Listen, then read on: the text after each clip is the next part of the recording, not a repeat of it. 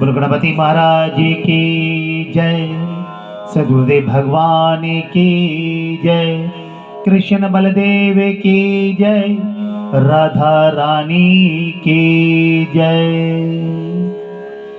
ओम सच्चिदानंद रूपाय नमामि नमः, परमानंदम प्रवेशाय नमामि नमः। मात भवानी माते श्री सरस्वती माता वीणा प्रदानी हंसवाहिनी ज्ञान की देवी नमामि नमः। जय जय जननी माताये नमामि नमः। हाथ जोड़ विनती करूं, हे कृपा निधान, सुंदर स्वस्थ शरीर रहे, मुख पर मधुर मुस्कान, हृदय सिंहासन पर आप रहो सदा शोभायमान। 8 प्रहर करते रहे श्री चरणन का ध्यान, भक्त जन करते रहे दर्शन अमृत का पान। बीते समय की गलतियां क्षमा करो गुरुवर भगवान। बोलो शंकर महादेव की जय, कृष्ण बलदेव की जय। जय जय श्री राधे, जय जय श्री राधे। संत जन भक्त जनों, आप सभी को राधे राधे। हरे कृष्ण कृष्ण हरे कृष्ण। कार्तिक मास की जो कथाएं चल रही हैं, बड़े ही पावन पवित्र और मन को शांत शीतल प्रदानता करती है। और इन कथाओं से एक मास का जो फल एक एक कथा के शब्द से प्राप्त होता है, वो किसी भी पूजन अर्चन से प्राप्त नहीं हुआ ना होता है। अगर होता है तो इतनी जल्दी नहीं होता जितना कार्तिक मास में और कार्तिक मास की कथाओं में और भगवान श्री कृष्ण और राधा रानी के नाम से प्राप्त होता है। सभी पूजन अर्चनाएं अपना अपना महत्व रखती हैं, लेकिन कार्तिक मास भगवान विष्णु भगवान श्री कृष्ण को अति प्रिय है। और वही संसार के तारनहार पालनहार माने जाते हैं और हैं और करते हैं जो काम उनके श्री चरणों का, वो हो जाते हैं भव से पार। तो आइए, बहुत सारी जानकारियां अभी हमें और एकत्रित करनी है और आप लोगों के साथ साझा करनी है और आप लोगों से कुछ सीखना है, क्योंकि श्रोता जो होता है वो जनार्दन होता है, यानी कि सुनने वाला जनार्दन है। और वो जनार्दन में ही भगवान विष्णु का वास होता है, इसलिए उसको जिनता जनार्दन कहते हैं। सालग्राम शिला के पूजन के विषय में हम बता रहे थे। आज की कथा में हम ये जानकारी दे रहे हैं कि किस प्रकार से सालग्राम शिला का पूजन किया जाता है। आदरणीय भक्तजनों, माताओं बहनों, आपने तुलसी रखी होगी। तुलसी की जड़ में जो शिला का विग्रह होता है वो सालिग्राम का। सालिग्राम शिला में सदा चराचर प्राणियों सहित समस्त त्रिलोकी लीन रहती है। कार्तिक मास में जो सालिग्राम शिला के दर्शन करता, उसे मस्तक झुकाता, स्नान करता और उसका पूजन करता है, वह कोटि यज्ञों के समान पुण्य तथा कोटि गोदानों का फल पाता है। राधे राधे, हरे कृष्ण। महादेव जी ने अपने पुत्र कार्तिकेय से कहते हैं, बेटा, जो पुरुष सदा भगवान की विष्णु की सालिग्राम शिला का चूर्ण अमृत पान करता है, उसके गर्भवास के भयंकर कष्ट नाश हो जाते हैं। जो मनुष्य प्रतिदिन सालग्राम शिला का पूजन करता है, उसे ना तो यमराज का भय होता है और ना मरने और जन्म लेने का ही। भगवान स्वयं कहते हैं और बताते हैं कि करोड़ों कमल पुष्पों से मेरी पूजा का जो फल होता है, वह शालिग्राम शिला के पूजन से प्राप्त होता है।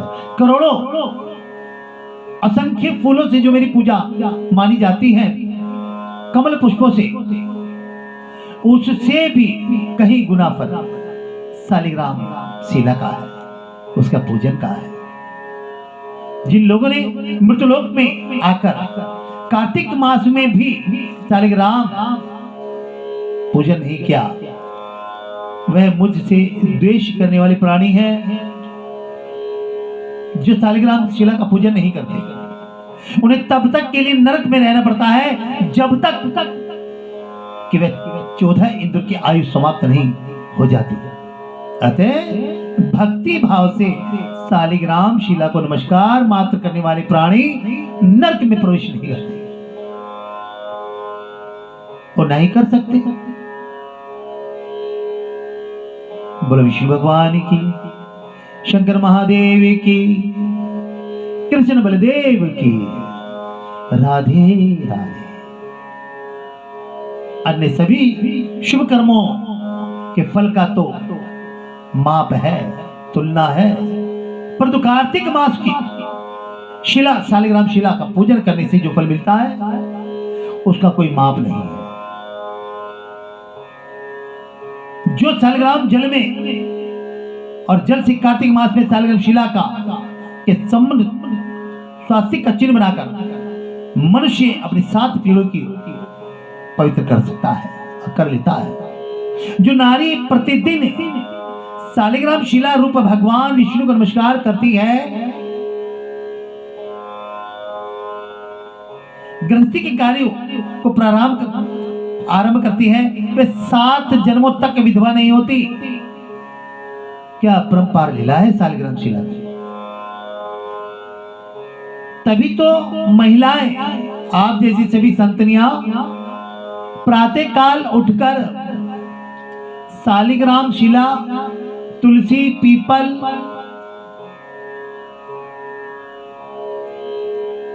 इनकी सबकी सेवा करते हैं, आंवला इत्यादि। इनमें भगवान विष्णु का वास।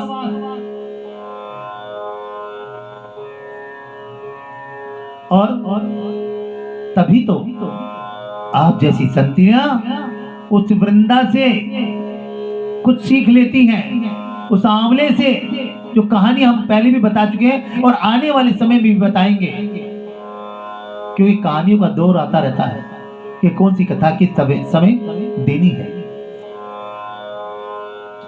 इसलिए वो अपने सुहाग के लिए, अपने पति के लिए इन सभी भगवान विष्णु के दर्शन पाती हैं और अपने सुहाग के लिए प्रार्थना करती हैं कि हे प्रभु, इनकी आयु दीर्घ हो, लंबी हो। अभी विशेष बात बताता हूं कि करवा चौथ जैसी गया, आपने जल दिया तो कहां गया वो जल? आपने चंद्रमा को देख के दिया, और चंद्रमा कहां है? भगवान शिव के मस्तक पर। और भगवान शिव किसके पति हैं? मां गौरा के। और मां गौरा क्या करती हैं? सदैव भगवान शिव की आराधना प्रार्थना करती है। ये नारी जाति के लिए प्रमाण है, सदैव। और भगवान विष्णु शेषनाग की शैया पर विराजमान, उनके चरणों में कौन बैठी है? मां लक्ष्मी। सेवा दर्शा रही है, और उसमें भी उनकी सेवा में एक राज छिप गया।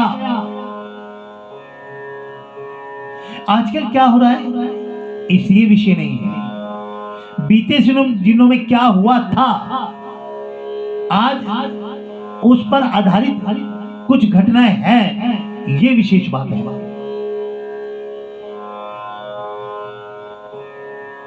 कहते हैं अगर ग्रहों में कोई कष्ट पहुंचता है तो शनि और जो छोटे ग्रह कष्टदायक होते हैं वो भगवान विष्णु के चरणों में है। पैरों के नीचे। और किसी को ये ग्रह नष्ट ना करें। महालक्ष्मी के हाथों में शुक्र है।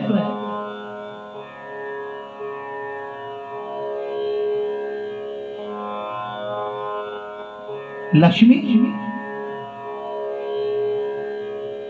वो लक्ष्मी जब उन चरणों को स्पर्श करती है, वो ग्रह कभी भी किसी का बुरा नहीं कर सकते। आज ये भी विधि का विधान है। कहते हैं ना कि पति परमेश्वर, वो भगवान विष्णु, वो परमेश्वर की आराधना, वो नारी आप भी हैं, सभी हैं जो अपने अपने पतियों को उस रूप में आज मान रहे हैं। आशक्त अवस्था में कार्तिक व्रत का निर्वाह कैसे किया जाए? कार्तिक मास भगवान श्री को सदा ही प्रिय है। एक बार बोलिए राधे राधे। मैंने बोला एक बार, तो आप एक ही बार बोलेंगे? हर बार बोलिए राधे राधे। जब भी सांसें निकलती हैं, आती जाती हैं, तो उन सांसों में राधे राधे राधे राधे। एक जब लंबी सांस लेकर के राधे राधे करते हैं, कितना आनंद आता है, शरीर की थकावट भी दूर हो जाती है। पहले लोग क्या करते थे?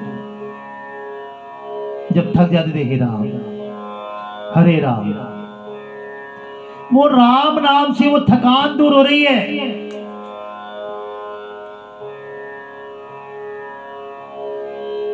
इसी प्रकार से राधा नाम जो भगवान श्री कृष्ण के हृदय में वास करती है, वो राधा रानी जो भगवान श्री कृष्ण के हृदय में है। और कहते हैं कि भगवान विष्णु ने राम रूप में, कृष्ण रूप में इस धरती पे आए तो मानव के हृदय में वास किया। भगवान मानव के हृदय में और भगवान के हृदय में राधा रानी। मानव तो बड़ा सौभाग्यशाली है। प्रमाण पता है किसी ने दिखाया था? प्रमाण वीर हनुमान जी ने, वीर हनुमान जी ने प्रमाण दिखा दिया। जो लोग कहते हैं हृदय में कुछ नहीं है, भाई प्रमाण तो उन्होंने दिया। और आज के दिनों में हम बता दें, वो राम राम करते हुए राम सीता की प्रतिमा उन्होंने सीना फाड़ के दिखा दी थी। और आज के युग में हम बता दें कि वो राम राम धक धक के नाम से आपके दिल में, आपके हृदय में विराजमान आपको दर्शा रहा है कि प्रभु राम भीतर हैं। धन्य हैं वीर बजरंगी महाराज हनुमान जी।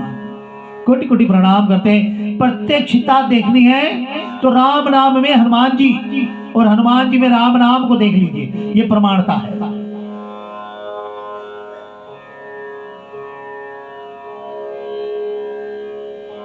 भगवान विष्णु को तो कार्तिक मास प्रिय है तथा भोग है मोक्ष रूपी फल प्रदान करने वाला सरल उपाय कार्तिक मास की व्रत, कार्तिक मास का नियम, कार्तिक में कथाएं सुनना सबसे महत्वपूर्ण बात है।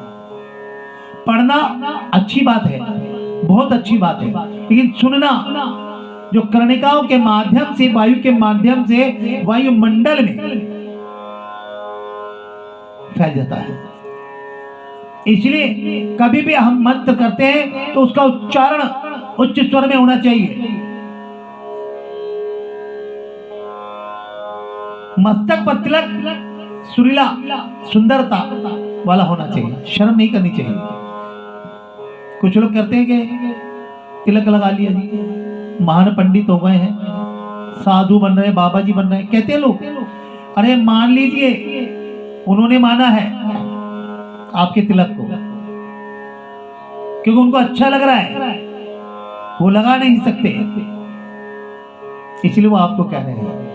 आपको तो प्रमाण दे दिया उन्होंने और बड़ा अच्छा प्रमाण दिया। एक बार कहते हैं, दो बार कहते हैं, तीन बार कहते हैं, वो बार बार कहने लग जाते हैं नहीं यार बड़ा अच्छा तिलक लगाते हैं, बहुत पुराना तिलक लगाते आ रहे हैं।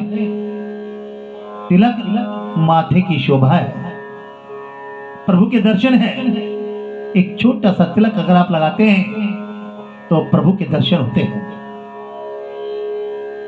चेहरे पर तेज उत्पन्न होता है, अब माता लक्ष्मी, महागौरी या जितनी भी देवियां हम देखते हैं, स्वयं राधा रानी मस्तक पर तिलक लगाती हैं। हम कहते हैं कि उसको नाम दिया सुहाग का। ललाट पर विराजमान, ललाट पर विराजमान वो प्रभु की पहचान, जिसके मानव का मान सम्मान बढ़ रहा है, आदर मान बढ़ रहा है। जब आप तिलक लगा के जाते हैं तो सामने वाला आपको गलत नहीं बोलेगा। क्यों? आप बहुत गलत है, लेकिन फिर भी वो तिलक ने आपकी पहचान को कुछ और रूप दे दिया है। सरल उपाय बताए, रात में भगवान के समीप जागना, प्रातःकाल स्नान करना, तुलसी की सेवा करना, दीप दान करना, प्रातः आरती करना, ये नियम कार्तिक के हैं। और विधि विधि अनुसार कथा सुनकर उन पर अमल करना, ये 5 मुख्य नियम है। इन 5 नियमों के पालन से कार्तिक व्रत करने वाला प्राणी पूर्ण रूप से फल का भागी होता है। इसलिए उसका अनुष्ठान अवश्य ही करना चाहिए। परंतु यदि कोई व्रत करने वाला पुरुष संकट में पड़ जाए या दुर्गम वन में स्थित हो अथवा रोग से पीड़ित हो, तो उसे इस कल्याण में व्रत को कैसे करना है, यह बड़ी विशेष बात है। कथाओं से ही फल मिलता है। और देखी दिखाई पूजा ना करें, गलत होता है। किसी के दिए में को बचाना बहुत बड़ा नियम होता है, दीप दान बहुत बड़ा नियम होता है, ये अपना करें।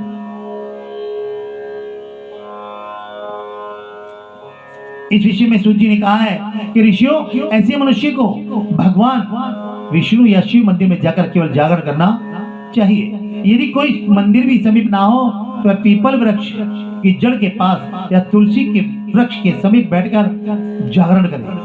जो व्यक्ति आपत्ति में फंस जाने के कारण स्नान के लिए जल न पा सके अथवा जो रोगग्रस्त हो, ऐसे समय पर स्नान न कर सके, भगवान विष्णु का नाम लेकर मार्जन कर ले।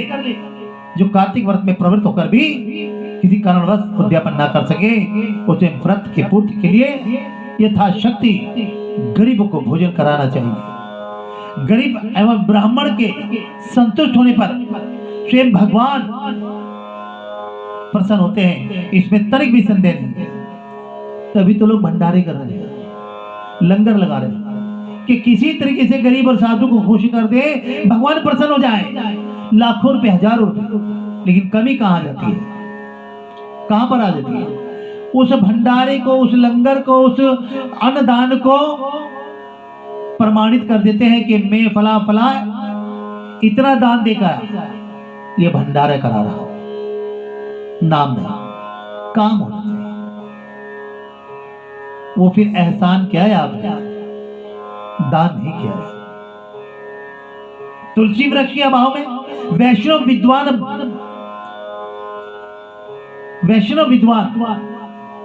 कोई कथावाचक हो, कोई ब्राह्मण, कोई पाठक या कोई वैष्णव, उनका पूजन कर ले। भगवान अभाव में व्रत करने वाला व्रत की पूर्ति के हेतु ब्राह्मण गाय, पीपल, तुलसी व वट वृक्ष की सेवा करता रहे। और पीपल वृक्ष में भगवान विष्णु विराजते हैं। इसी प्रकार वट वृक्ष भगवान शंकर का और पलाश ब्रह्मा जी का है, इनका स्वरूप माना गया है। तीनों का दर्शन, पूजन और सेवन पापहारी माना गया है। बोलो राधे राधे। हरे कृष्ण हरे कृष्ण हरे कृष्ण हरे कृष्ण हरे कृष्ण हरे कृष्ण हरे कृष्ण राधे राधे हरे कृष्ण राधे राधे हरे कृष्ण राधे राधे हरे कृष्ण राधे राधे राधे राधे हरे कृष्ण मुरारी। बांके बिहारी लाल की जय। ठाकुर श्री हरि हरि बिहारी लाल जी महाराज की जय।